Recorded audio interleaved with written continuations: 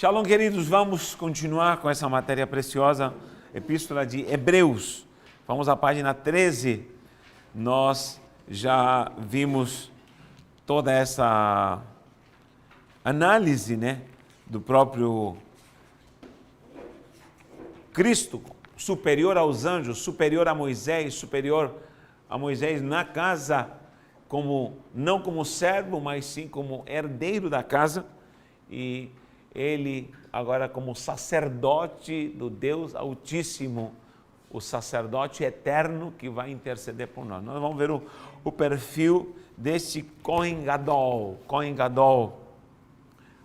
Gadol, em hebraico, Kohen Gadol.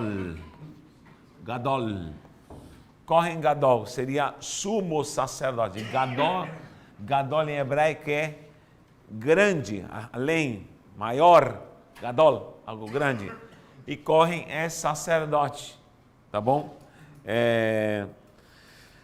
Essa palavra se escreve Kof,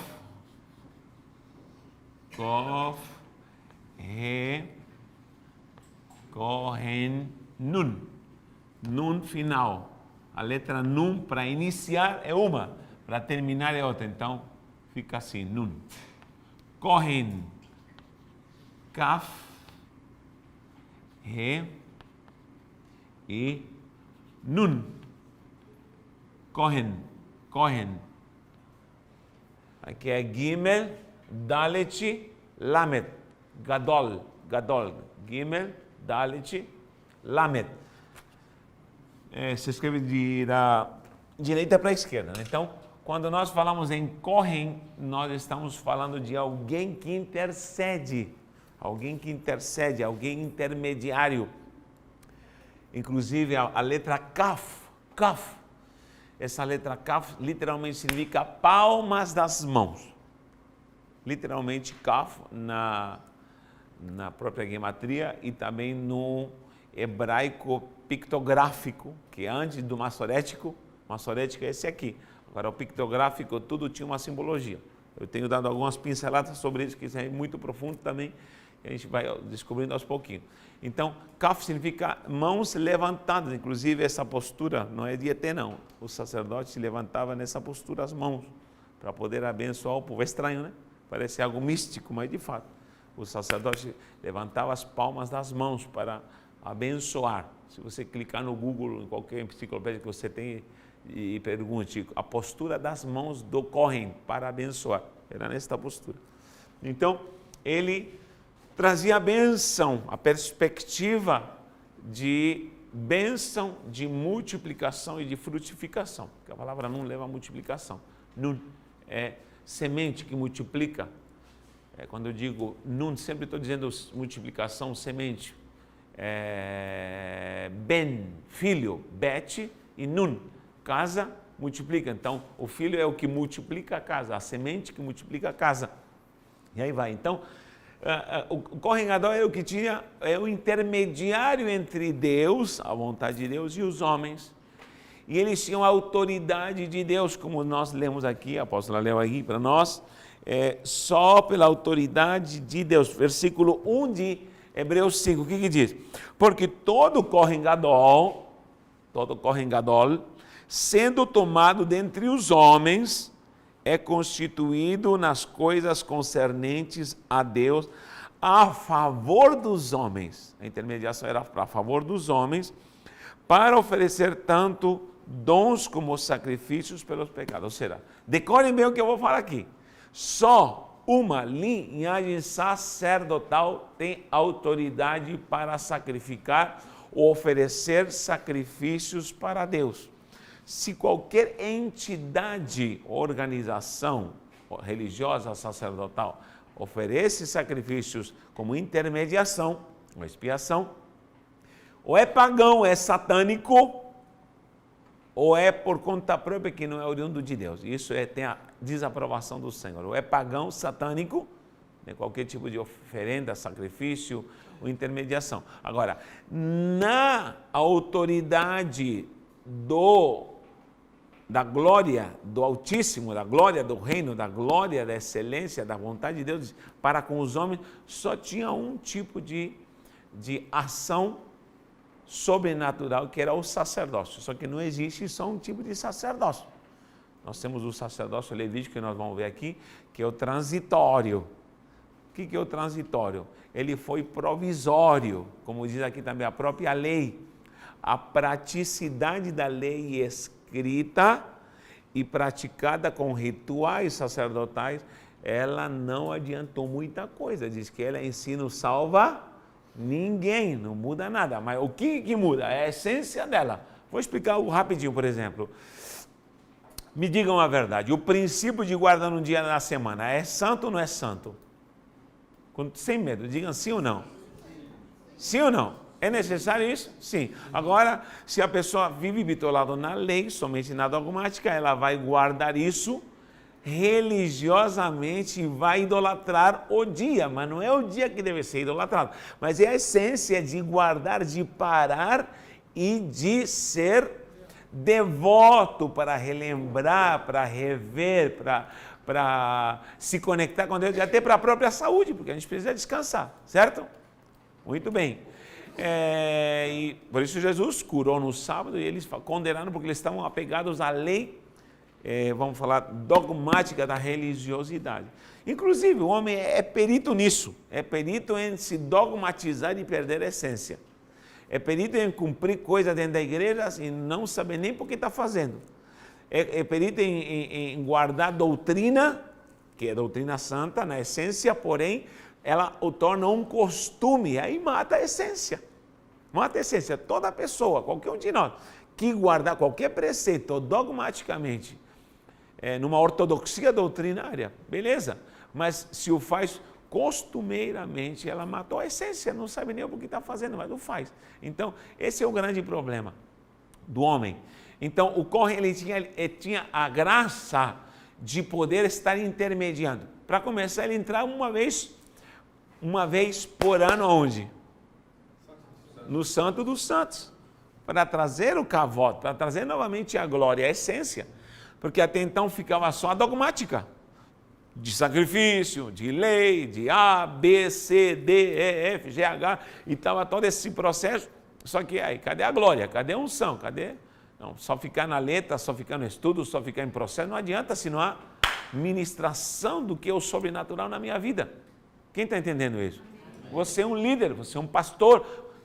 Deixa essa corrente te pegar, a dogmática de um pastor te pegar. Deixa a dogmática da teologia te pegar. Deixa a corrente do século te pegar.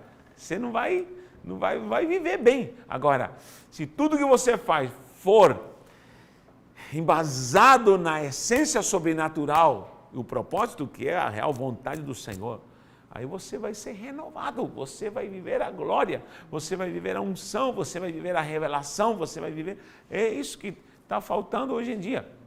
Então o Kohen Gadol era o sumo sacerdote, e onde ele no tabernáculo, né, vivia todo esse propósito da pia, da água, do sacrifício, do candelabro, da mesa dos pães, do incensário, o véu, e depois chegar na Arca da Aliança.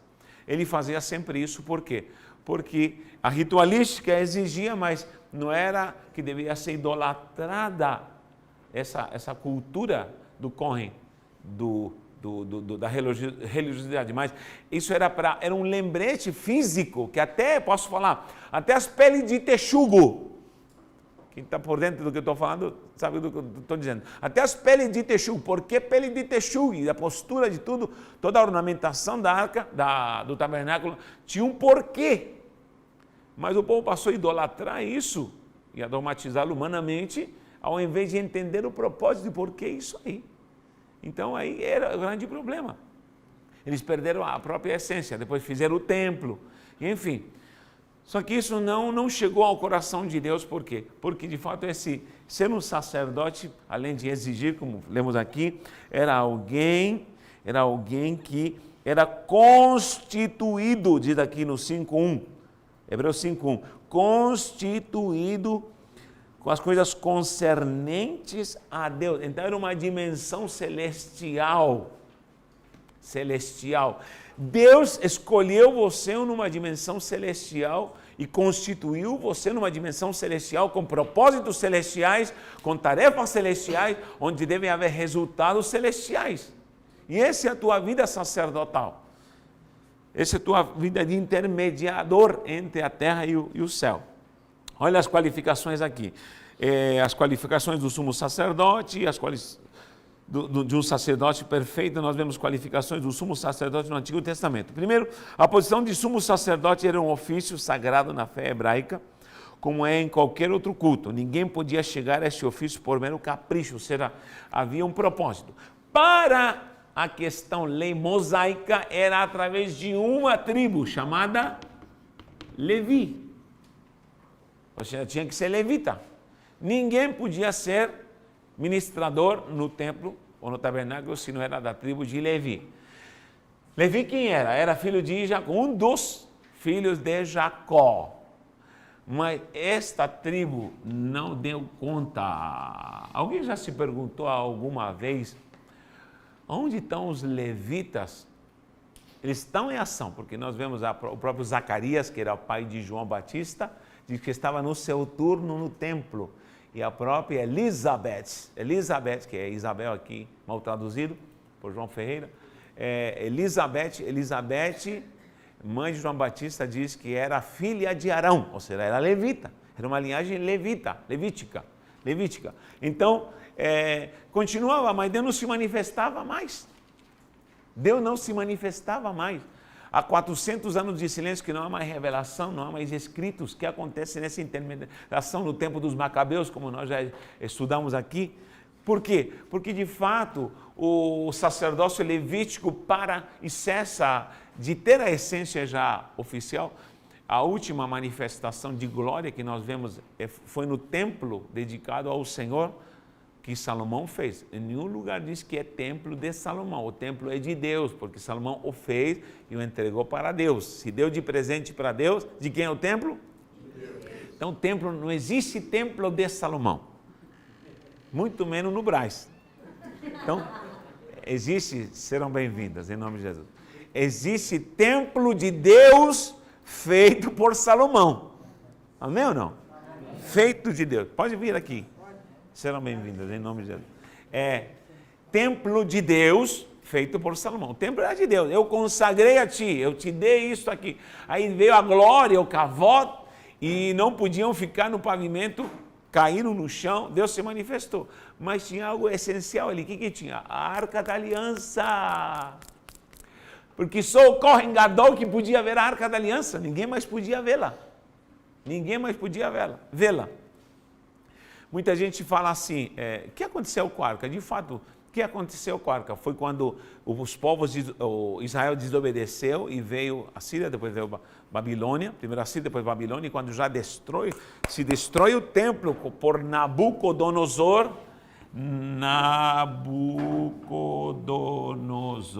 esse cara destrói o templo e rouba os utensílios e faz desaparecer os utensílios.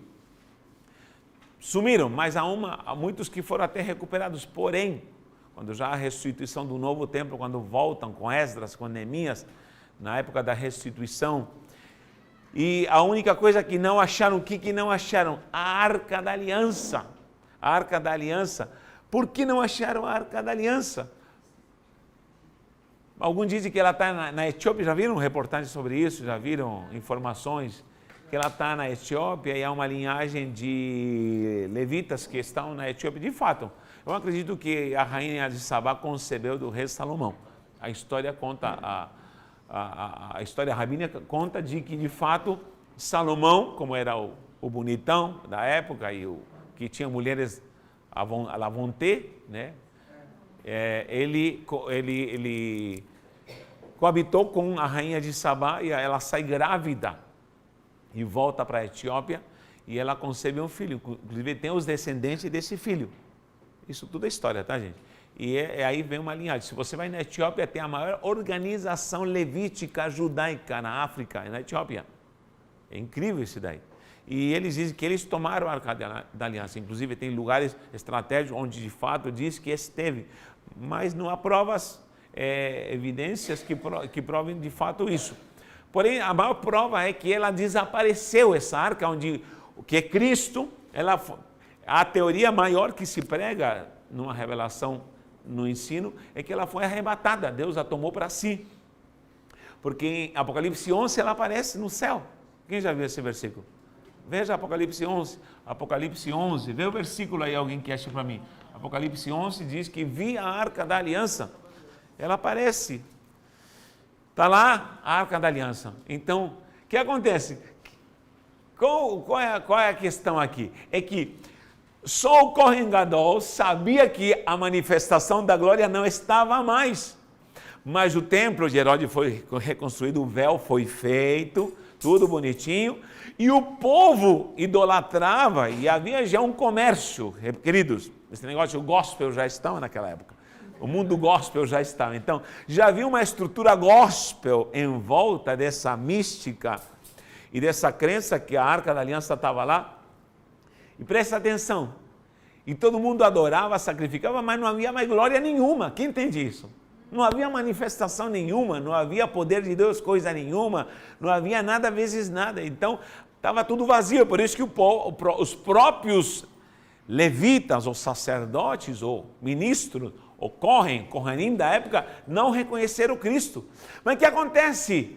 Todo mundo achava que a arca estava lá no lugar santíssimo. Muita gente não sabe por que se rasgou o véu. Lógico, é algo simbólico, demonstrando que o acesso agora nos deu ao lugar santíssimo. Agora nós somos o real sacerdócio que entra no lugar santíssimo. Dá glória a Deus por isso. Amém. Nós já estamos no lugar santíssimo. Mas também o motivo de ter rasgado o véu é para desvendar o mistério, e mostrou ao povo que a arca não estava lá. Mostrou a vergonha de que a arca não estava mais lá. Então, Jeová rasga o véu e mostra para o povo de que a arca não estava lá. E todo mundo diz, fomos enganados, a arca não está aqui. Nós juramos que a arca, na verdade ninguém ia morrer. Por quê? Porque a arca não estava mais lá. Então eles veem que está vazio o lugar santíssimo. Aonde está a arca? Está lá em Apocalipse 11, alguém achou? 11, 19. Alguém lê para mim o versículo? Abriu-se então o santuário de Deus que se acha no céu, e foi vista a arca da aliança no seu santuário, e sobrevieram relâmpagos, vozes, trovões, terremotos e grandes saraivadas. Olha que legal. Aí aparece a Arca da Aliança. Então há quem diga, por favor, tudo tomamos hipoteticamente, de que ela foi assunta ao céu, ela foi tomada, como também a árvore da vida, que na verdade a árvore da vida, os rabinos ensinam de que ela é a Torá, é a palavra de Deus, porque a Torá já existia, é a eterna, ela se materializou, ou entrou numa dimensão edênica, porque não podemos dizer que o Éden era terra, como é agora, matéria. O Éden era muito mais do que isso. Esse Éden foi abduzido, foi tirado daqui depois que o homem pecou. Mas a dimensão do Éden era muito mais celestial e glorioso do que essa terra aqui. Milhões de vezes mais. Era sobrenatural. Essa é a primeira glória que ele recebe. Está a árvore da vida. Só que essa árvore da vida que o homem deveria ter comido dela, a árvore da vida que o homem deveria ter saboreado e não saboreou, que ele poderia ter vivido eternamente, e ele não degustou, ele foi aonde? Na árvore do Yetzer Hara, Yetzer Hatov, da árvore do bem e do mal, da tendência do maligno. Ele experimenta isso, se decodifica, e é abduzida, e é recolhido o Éden, é tirado, porque geograficamente existe o lugar onde estava o Éden, que seria mais ou menos o Irã, Iraque, ali naquela região da Mesopotâmia, e a árvore da vida aparece novamente no céu. Diz que está lá a árvore da vida. E inclusive dá 12 frutos. Dá 12 frutos. Está lá em Apocalipse. Então o que acontece?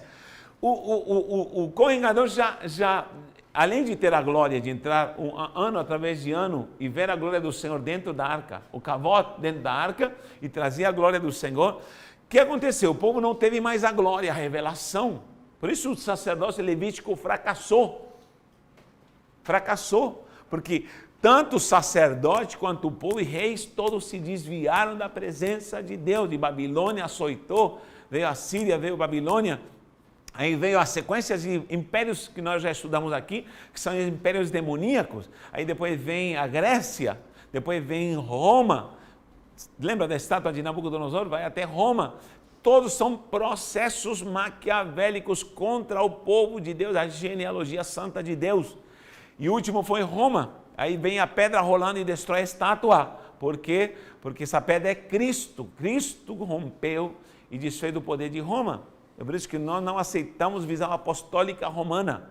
Isso é a maior aberração que alguém pode falar, eu sou apostólico romano, porque Roma não condiz com a essência, a glória, a virtude do que é a linhagem de um correngador, de uma igreja separada apostólica, numa revelação santa. Quem está entendendo isso?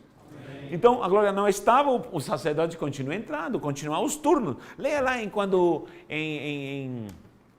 não sei se é em João, em Lucas, quando fala do turno. Olha o que diz aqui. Quando fala de o nascimento de João Batista, está aqui. Lucas 1. Lucas 1:5. Olha o que diz aqui.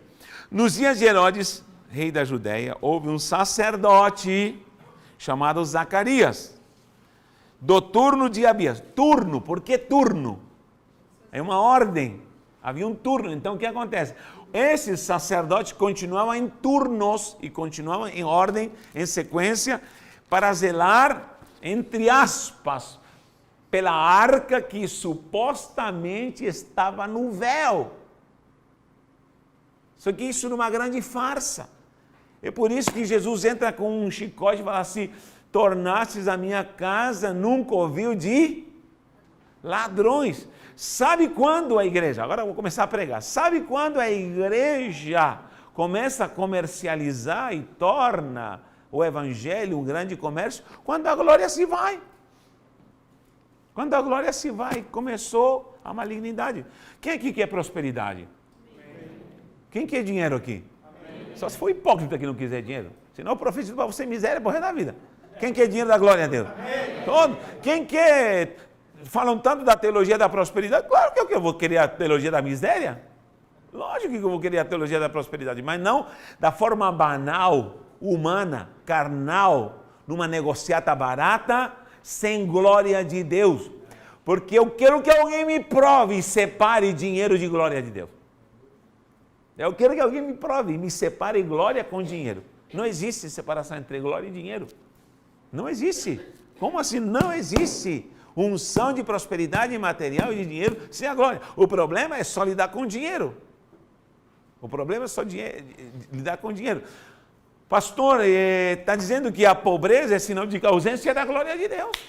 A ausência da glória. Nós temos que crer nisso, gente. Temos que ter uma gestão santa. Meu Deus, é o dono do ouro e da prata. Pastor, você é da teologia da prosperidade? Não dessa teologia que pregam aí. Banal, fútil, pagã, mística, mentirosa, de ilusionismo e da unção do Copperfield. Não, eu estou na unção da glória. A verdadeira glória que diz para Abraão, para Abraão: eu vou te enriquecer e te prosperar. E em ti serão benditas todas as nações da terra. Amém ou não? Amém. Então, essa é a grande diferença. Então, esse correngador. O senhor estava falando aí dos levitas, e eu estava lendo aqui em Ezequiel 44, quando Deus rejeita também o sacerdócio levítico. Aqui eu queria só entender um pouquinho sobre isso, que eles estavam adorando ídolos e tal, e aí só os filhos de Zadok que Deus... Exatamente. O que aconteceu nessa época? Esse é um tema amplo, mas olha, é bom lembrar. O que aconteceu? Houve um tempo que Israel chegou ao ponto de, tendo a Arca da Aliança, gente, tendo o culto judaico, em essência, por isso houve fracasso, porque os levitas se afastaram do templo e começaram a sacrificar nos lugares altos. Gente, é por isso que quando começa a falar aqui em Hebreus, que até a apóstola leu aqui, capítulo 5, o que diz? É impossível que haja... Alguém não aceita esse versículo. Não aceita esse versículo. 6:4 diz: é impossível, pois que aqueles que uma vez foram iluminados, O Gadol tinha isso, o Kohen Gadol tinha isso. Ele tinha luz, ele tinha a luz da glória. Por que luz da glória? Porque o primeiro Kohen, sabe quem foi? Quem sabe foi o primeiro Kohen aqui na terra? Não, esse é Levítico, o primeiro Kohen. Vou entrar nesse detalhe agora, daqui a pouco. Foi o homem no Jardim do Éden. Foi o primeiro sacerdote. Foi o primeiro sacerdote. Quem ensinou Abel a sacrificar? Isso aqui diz, olha, nós já lemos. Somente um sacerdote, dentre os homens é constituído, que pode oferecer sacrifícios. Quem ensinou Abel a sacrificar, gente? Um sacerdócio.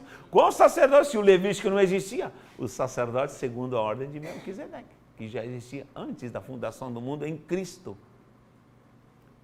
Em Cristo já existia esse sacerdote. Vamos entrar nesse detalhe daqui a pouquinho, mas vamos lá.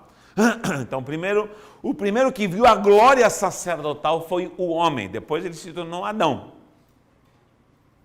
Aí vem depois a expressão, o último Adão, né? Porque houve uma sequência, uma genealogia santa de sacerdotes que não eram levitas.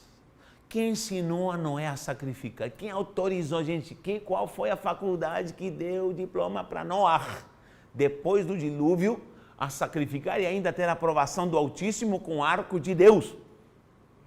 Quem que autorizou ele a sacrificar? E se eu lhe falar, há mais sacerdotes aí escondidos que nós não sabemos. A Midrash ensina isso. A Midrash e o Talmud ensinam isso. E nós devemos atentar para isso, porque são escritos que não são canonizados, mas são escritos ricos em teorias históricas. Por que Jó sacrificava pela sua família e pelos seus filhos? Quem autorizou esse homem a sacrificar e fazer intermediação? Jó era contemporâneo de Abraão. Quem está entendendo o mistério? Então, há algo mais precioso do que ser levita, repito. Querido, não se rebaixa a ser levita. Não aceite esse título para você. Você é sacerdote segundo a ordem de Melquisedeque. Um sacerdócio eterno, santo e glorioso. Então, vamos lá. Eu estava falando do Kohen Gadol em relação a ver a glória do Senhor. Iluminado. Então, o que acontece? Diz, haja luz. Essa luz não é o sol. Haja luz, é a luz de Deus se manifestando. E fez vestir o homem de luz, diz. Or é luz. Ur é luz, luz. Então, o Adão era revestido de luz. Ele viu a glória do Senhor e falava a Deus face a face, como se conversa com alguém. Quando ele peca, ele se apaga. Literalmente se apaga. Então, esse foi o primeiro sacerdócio em Adão. E lhe deu autoridade. Então, 8 itens, já analisamos aqui, se alguém lembrar. 8 virtudes de um sacerdócio no Éden, sacerdócio edênico. Ninguém fala sobre isso, mas esse sacerdócio eterno que lhe deu o poder de multiplicar, de cultivar, de administrar, de uma gestão sobrenatural. E este tinha toda a autoridade para poder reger, ser próspero e abençoado. Abençoado e, com certeza, via a glória do Senhor. Ele despreza esse sacerdócio e sai fora. Por que Abel? Porque Abel guarda esse ensino. E, logicamente, o Espírito toma Abel e ele sacrifica, porque ele se sente na necessidade de dar sequência, embora de uma forma agora totalmente destruída, desestruturada, por um homem caído, ele oferece ao Senhor. O que acontece? Satanás sabia disso e toma Caim e fala assim, mata esse cabra, porque a linhagem sacerdotal eterna está querendo despertar novamente. Nós já conseguimos derrubar o homem, se tornou Adão, e ele batizou a mulher dele de Eva, já foram expulsos, agora vem o filho, uma semente, vem sacrificar, mata ele. Aí o que acontece? Quando diz, o sangue clama de Abel, no hebraico original está escrito os sangues, esse é um grande mistério, não diz o sangue, diz os sangues. Por que o sangue? Porque a tipificação do sangue de Abel é a tipificação do sangue de Cristo também. É por isso que Cristo já está, antes da fundação do mundo, sacrificado por fé. Por fé. Então, o que acontece? Há uma ligação desde a eternidade, no jardim, com o sacerdócio do homem, antes de ser Adão, a Cristo. Ele é o primeiro Adão. Só que nesse meio, há muitos sacerdotes que não eram levitas. Há muitos sacerdotes que não eram levitas. E se eu falar para você que a lei está revelada e está ministrada nesse sacerdócio edênico, que era já antes da fundação do mundo, que é eterno, antes do Éden, já existia essa lei. já existia essa ordem de Melquisedeque, já existia essa ordem de sacerdote que se manifesta com o primeiro Adão. O que diz no 7? O qual não tinha nem pai nem mãe. Leia lá. 7, leia lá em Hebreus 7. Agora começou a esquentar um negócio aqui. Por quê? Porque é o seguinte, 7. 7. Aqui, 3. Vou ler o 2. Diz assim: para o qual também Abraão separou o dízimo de tudo. Quem ensinou a Abraão a dar dízimo, gente? Pelo amor de Deus, se Moisés vai viver daqui para frente, vai surgir Malaquias 3, daqui a não sei quantos anos. Vamos lá. Primeiramente, interpreta. Aí todo mundo fala, não, o dízimo é da lei do Antigo Testamento. Não me fala palhaçada se você não sabe. Pelo amor de Deus, eu falo. Então, como ele oferece dízimo aqui? E diz assim, depois também é rei de Salém. Salém é Shalom, que é Jerusalém, futuramente. Jeru é cidade, Salém é paz, cidade da paz. Salém já era um lugar. Diz assim, sem pai, agora, sem pai, sem mãe, sem genealogia, que não teve princípio. Então é Jesus. Sim, é uma tipificação de Jesus. Mas o personagem que Abraão viu não foi um ser celestial que veio. Não. Foi homem de carne e osso, que tinha pai e tinha mãe. Porque aqui não está falando, aí já entramos no mistério, não está falando, Meleque Sadik, com T, Sadik, com K, Sadik. Meleque Sadik. Sabe qual é o problema da gente? Que nós fomos ensinados que esse é um nome, mas não é um nome. Meleque Sadik não é um nome, é um título. É um título. Melquisedeque não é um nome. Hoje podemos colocar um filho Melquisedeque, lógico, virou nome. Mas Malquisadik, ou Melquisadik, significa rei de justiça. Existe um reinado de justiça. Da onde vem esse reinado de justiça? Antes da fundação do mundo. Quem foi o primeiro Malquisadik? Melquisadik foi o homem no Éden. Ele trouxe a glória da justiça de Deus. E ele se corrompeu e foi expulso. Quem depois foi Abel? Foi morto pelo seu irmão, porque o próprio Satanás... Há uma guerra. Porque Satanás, no céu, o Lúcifer, como conhecido, ele foi sacerdote. Ele exercia sacerdócio de justiça e ele tinha um sinete com 9 pedras. 9 pedras ele tinha, está escrito lá em Ezequiel e em Isaías. Ele tinha um peitoral de 9 pedras. Depois estavam acrescentadas 3 pedras no sacerdócio, que forma 12 pedras. Essas 3 pedras é obediência, fidelidade e honra. São as 3 pedras que faltaram no sacerdócio de Satanás. E ele caiu, ele é expulso. Quando Deus levanta o sacerdócio levítico, acrescenta 3 pedras, e aí se formata o governo das 12 pedras no peitoral. Está escrito lá, está escrito, tu que eras adornado, e fala as 9 pedras somente. Tá? Quem esteve nessa aula que eu falei sobre isso? Tem alguns que já assistiram essa aula. Então aí vem Abel. Abel é morto, aí depois vem quem? Vem Sete, que dá para, não é de 7 de Shevá, é 7, é Shet, que é outro significado, Shet. Abel é essência que passa. Então foi rápido, foi uma pincelada. Aí vem Shet e vem uma sequência de homens que começam a adorar e a buscar ao Senhor. Dessa sequência vem o Noah, que sacrifica. Aí vem também o Enoque. Enoque andava com Deus e Deus o tomou para si. Não viu morte. Enoque, que não viu morte. Então, o que acontece? Essa linhagem santa já existia. Melech Sadik é um título, é o reinado de justiça de Cristo, antes da fundação do mundo. Estava com quem o Melech Sadik? Quem é? Qual é essa ordem? Quando eu digo ordem, é o quê? É uma sequência, ordem. Misticamente, ordem significa um segmento, uma estirpe. Está entendendo? Então, quando diz ordem de Melquisedeque, está dizendo é uma estirpe, uma sequência.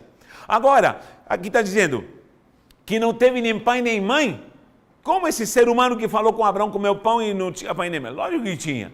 Vou explicar já. Mas por que diz não tem pai nem mãe nem genealogia? O Adão, o homem que não teve pai, nem mãe, nem genealogia. Quem viveu antes do homem no Éden? Ninguém. Então foi o primeiro sacerdote. E tipifica o próprio Cristo, porque Cristo não foi José e Maria. Cristo é de eternidade e eternidade. Ele é, não tem um dia de nascimento de Cristo, ele é eterno. Então, é o próprio Cristo. Mas o que tem a ver Adão, o homem no Éden com Cristo? Tem tudo a ver. Por quê? Porque Deus, Elohim, que é Deus, Pai, Filho e Espírito Santo, fizeram a imagem, diz, façamos, plural, a nossa imagem e a nossa semelhança. Betselemeno kidemuteno. Lembra dessas duas palavras? Betselemeno kidemuteno. E diz, e o fez, aí que está o segredo, o fez, não diz, o fizeram. Peraí, gente, vamos lá, um português claro. Sérgio, Church e Natanael, estamos aqui. Eu digo, façamos uma sala de aula, façamos um prédio, façamos, você contribui com 2 milhões, 3 milhões, cada um na sua porcentagem, vamos fazer, façamos, aí depois diz, e fez, quem fez? Fizeram o prédio, você concorda em fazer o prédio? Concorda, está tudo concordado agora, e diz, e o fez, a sua imagem e semelhança, o fez, então, esse o artigo, o fez, quem é? É Cristo, somente porque nós, diz Paulo, revela isso, nós temos a imagem de Cristo, o Cordeiro separado antes da fundação do mundo, o nosso eterno sacerdote, quem impregnou a imagem da glória desse reinado santo de Melech Sadik para o homem no Éden foi o Cristo, ele revelou, ministrou e o fez imagem, extensão, semelhança, Betselemeno, casa, Bet é casa, Selem, ou seja, a glória dessa casa é a habitação dele, Kidemut é externar, espelho, refletir a glória. Então, quem via o homem no Éden estava vendo a glória do Cristo. Quem via o homem via a glória de Deus. Imagina esse cara, se ele consegue multiplicar-se. Imagina se esse cara consegue continuar. Cria uma geração sacerdotal de administradores prósperos, abençoados, sem doença, sem gripe, sem dor nas costas, sem problema de junta tudo e joga fora. Só unção e glória, sem morte, sem pecado, sem nada. Mas o Benedito me come da árvore do bem e do mal. E estraga tudo. Estraga tudo, está entendendo? Então, esse único que não teve genealogia. Então, essa ordem não tinha nem pai nem mãe. E foi dada pela primeira vez aqui na terra, no Éden, que depois foi recolhido. Não esqueça que o jardim é uma coisa e o Éden é outra coisa. Tá? Porque fez um jardim e no Éden, certo? Não é... o Éden é uma coisa, dentro do jardim. Isso. E aí vai. Quando há essa separação, você vai entender que há um mistério no Éden sobrenatural. E esse mistério é o que é tirado, o que eu trazia a glória, trazia a essência, a virtude do Senhor. Então esses homens em sequência, que sacrificam com permissão de quê? Se aqui Hebreu diz assim, porque todo sumo sacerdote sendo tomado dentre os homens, ele é tomado dentre os homens, é constituído nas coisas concernentes a Deus, a favor dos homens para oferecer tanto dons como sacrifícios pelo capaz. E aí vai. Quem autoriza esses homens? A autorização da ordem de Melquisedeque, que já revelava no coração a Torá. Abra em Gênesis, capítulo Deus falando com Isaac. Eu amo esse versículo, mas de paixão. Quando começa esse negócio do Antigo Testamento, esse negócio do Novo Testamento, é a pior gente que não conhece e ignora. E começa a dizer, esse é do Antigo, esse é do Novo. Isso aí é coisa de gente que não quer obedecer ao Senhor. Pode ter certeza disso. É ou não é? Sim, começa a fazer isso aí. Você vai ficar rebelde, seco, vai faltar fé e vai para o inferno ainda por cima. Gênesis 26. Gênesis 26, isso aqui é fatal, que Deus fala com Isaac. Me diga, quantos anos mais para frente vai nascer Moisés? Aqui nem nascia Moisés, eu queria receber a Torá, a lei, os preceitos do Senhor, mas diz aqui, para Abraão, para Isaac. Porque Abraão obedeceu a minha palavra. Eu pergunto, que palavra? Gênesis 26, 5. Vou anotar aqui, Gênesis 26, 5. Aqui nem nascia Moisés ainda. Ele não era nem um zigoto ainda, Moisés. Porque Abraão obedeceu a minha palavra. Guardou meus mandamentos. Os meus preceitos. Os meus estatutos. E as minhas leis.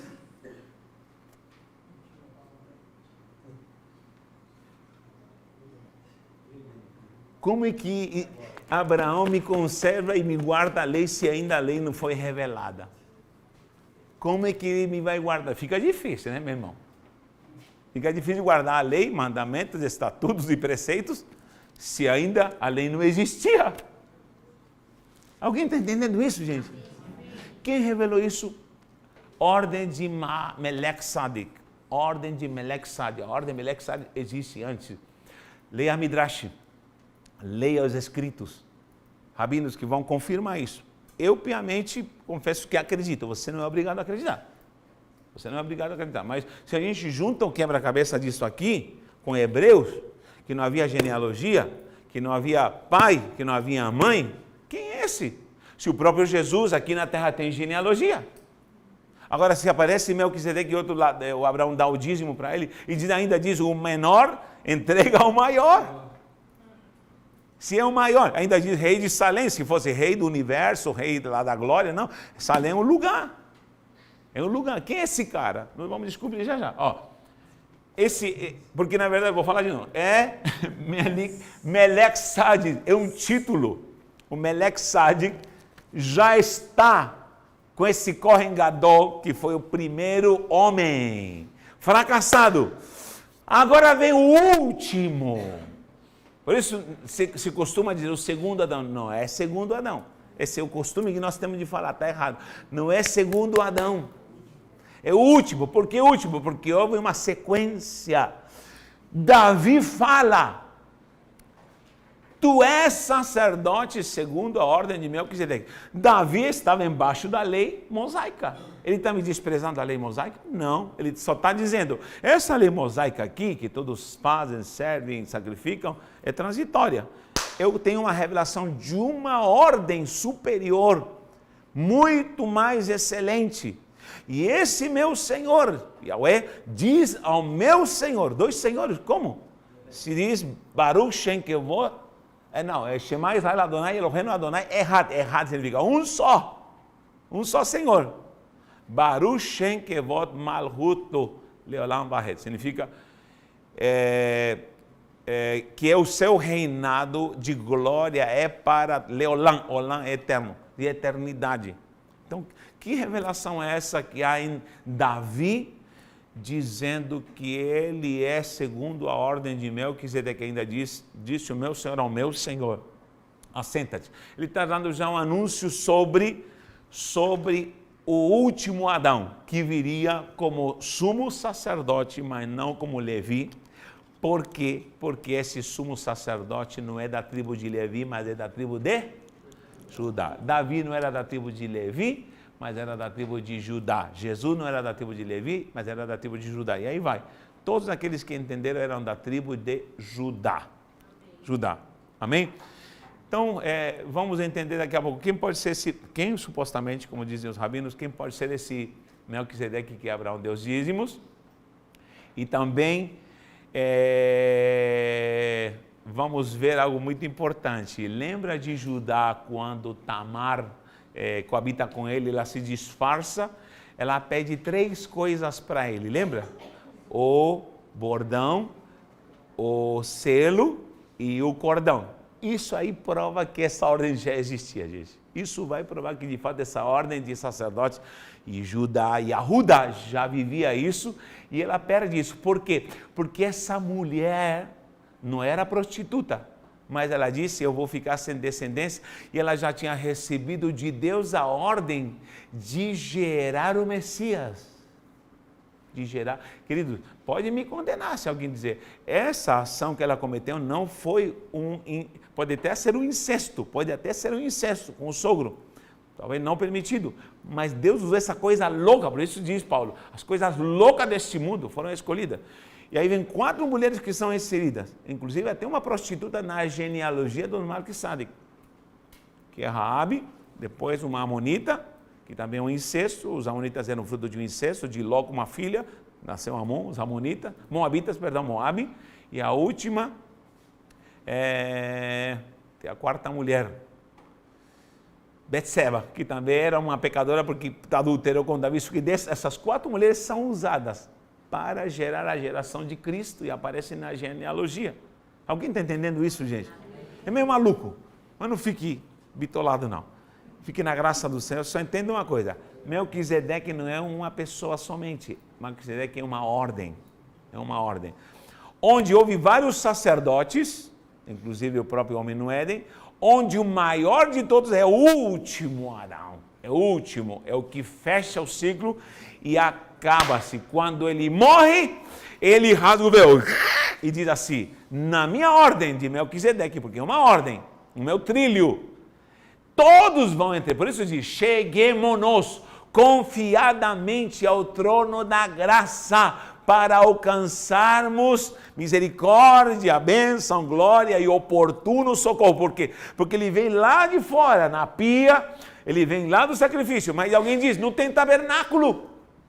Como que ele vai fazendo isso? Ele diz, não tem problema, eu sou a pia, eu sou a água, eu sou o altar, eu sou o cordeiro, eu sou o sacrifício, mas não tem tabernáculo, não tem problema, eu sou o tabernáculo, eu sou o candelabro, eu sou a mesa, eu sou o incensário, eu sou a arca da aliança. E ele mesmo se rasga, é torturado, e se rasga o véu, que é 10 centímetros de couro.